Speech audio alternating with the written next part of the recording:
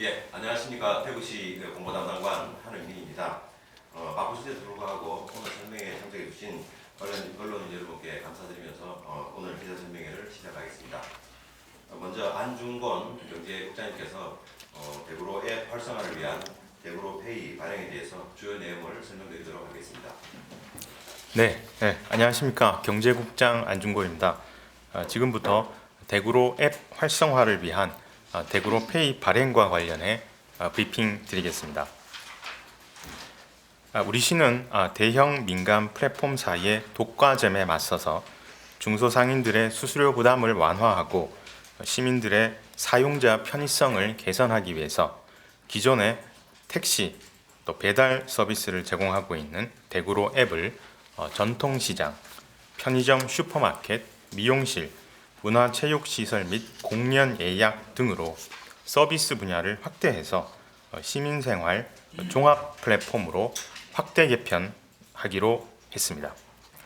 또 이러한 환경 변화에 발맞추어서 대구로 앱 활성화를 위해서 대구 행복페이의 사용을 대구로 앱 내에서만 유통되는 가칭 대구로 페이로 전환하여 올해 7월부터 발행할 계획입니다. 이에 따라 대구 행복페이는 지난 1월 설 특별 판매를 마지막으로 발행이 중단됩니다. 지역 소상공인들의 수수료 부담을 줄이고 또 지역 경제 활성화를 위해 21년 8월 배달 앱으로 출발한 대구로는 전국 공공 배달 앱 중에서 최단 기간에 주문액 100억 원을 돌파했고 불과 2개월 전 출시된 대구로 택시 역시 택시 가입률 50%, 하루 7천 호출 달성 등 시민들의 뜨거운 성원을 받으며 성공적으로 자리 잡았습니다.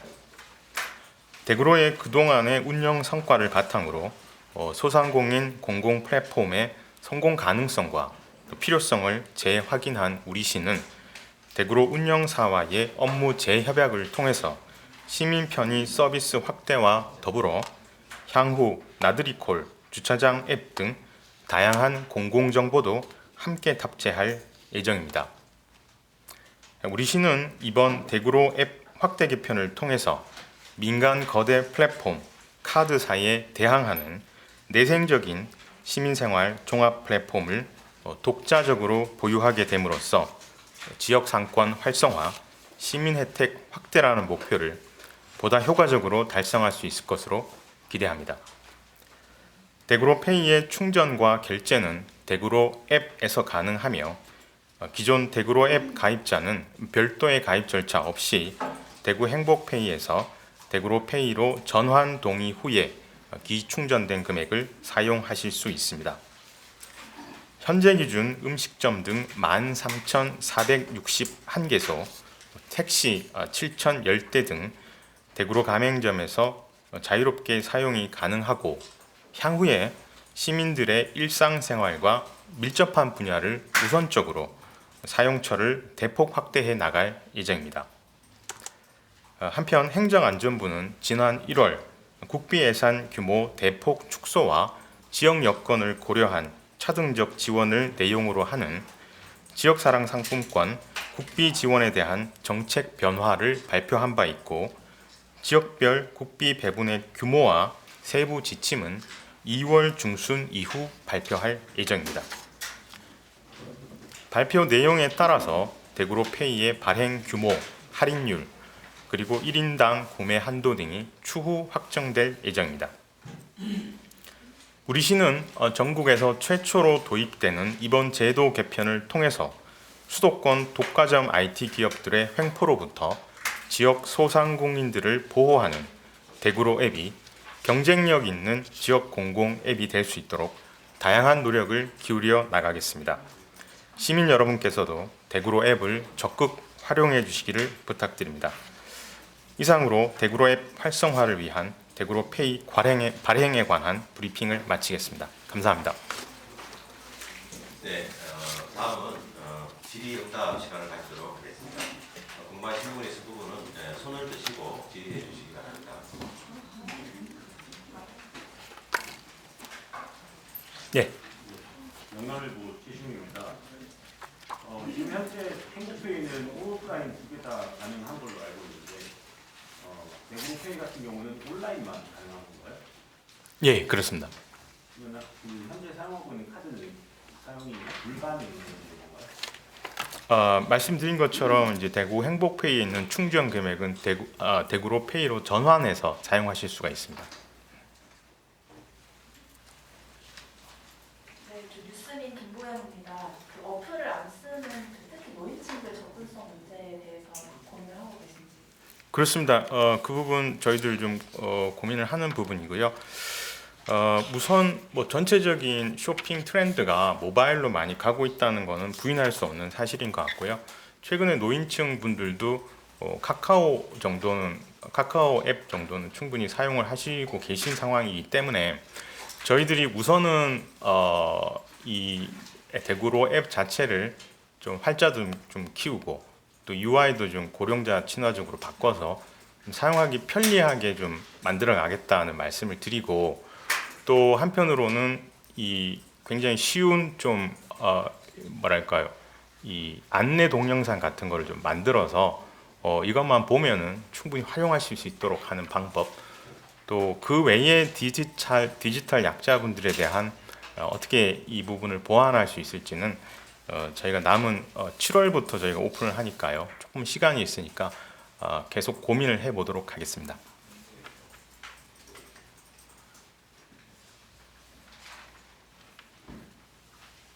네, 뉴스민 김보영 기자입니다. 그 대구로가 지금까지는 운영 주체가 민간에 있었던 걸로 아는데요. 기존에는 대구형 배달앱이라고 보도자료에 적혀져 있었는데 이번에는 공공앱이라고 나와 있더라고요.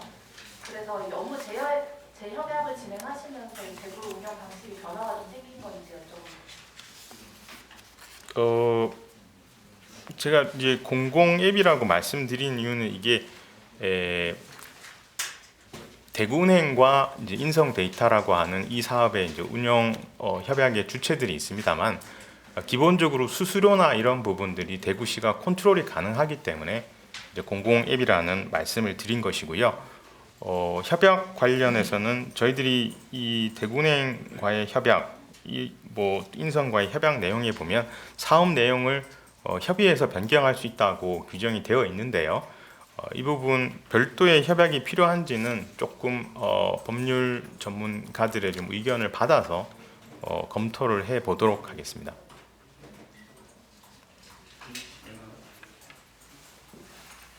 저 YTN의 유기사니까 그러면 지금 활용되고 있는 행복페이는 완전히 뭐 명칭이라든가 그런 게 다 폐기되는 거지, 뭐 남은 거는 당연히 사용을 하게 될 텐데 남은 다른 이름 운영 유의가 있으니까요. 근데 행복페이라는 명칭은 사라지게 되는 건지 그런 부분은 어떻게 조정되는지 말씀드립니다. 네, 일단은 말씀드린 것처럼 대구로 앱에서만 가능한 저희가 가칭이라는 말씀을 드렸고요. 앱 내에서만 가능한 지역화폐, 그러니까 대구로 페이 형태가 될 거라는 말씀을 드리겠습니다.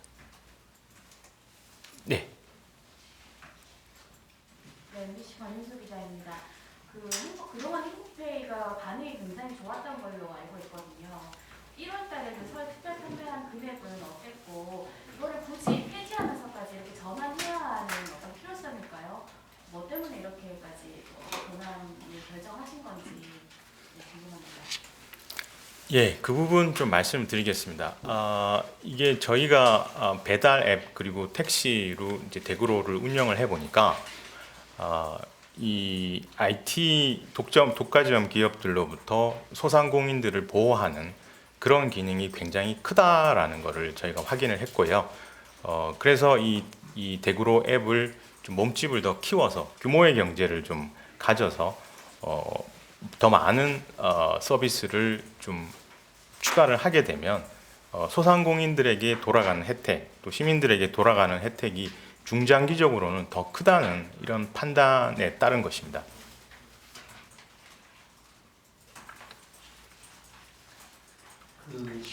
건의에서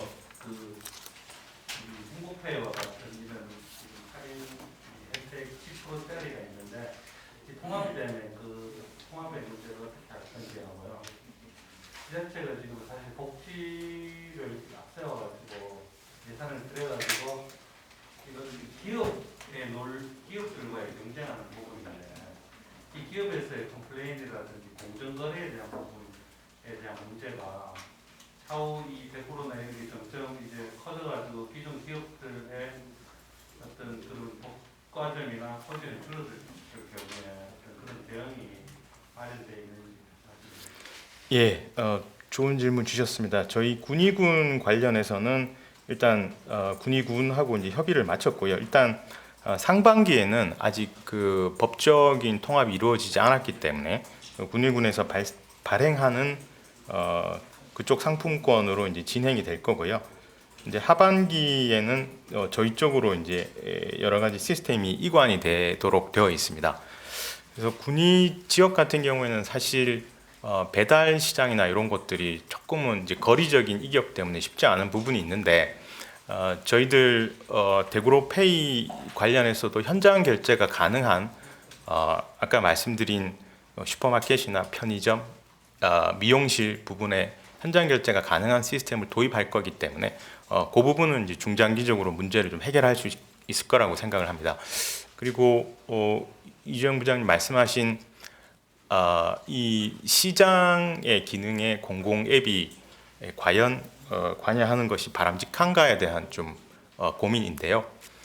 저희가 이제 지역 공공 앱을 이렇게 가져가는 이유는 소상공인 분들과 이제 간담회 같은 걸 해보면 물론 이제 원료도 원자재도 오르고 가스도 오르고 여러 가지 어려움을 얘기합니다만 결국 대형 배달 앱이 가져가는 이 수수료 문제가 굉장히 그분들한테 큰 부담으로 다가가고 있기 때문에 어떻게 보면 시장에만 내버려 두니까 이런 독과점 현상이 생겼고, 그러니까 이 부분을 우리 지역의 소상공인들을 위해서 지역 공공 앱이라는 걸 만들어서 우리가 일정 부분 소상공인들을 보호하려는 목적인 것이지 우리가 민간 기업과 대항해서 뭐 더 크게 비즈니스를 하겠다 이런 의도는 아니라는 말씀을 드리겠습니다.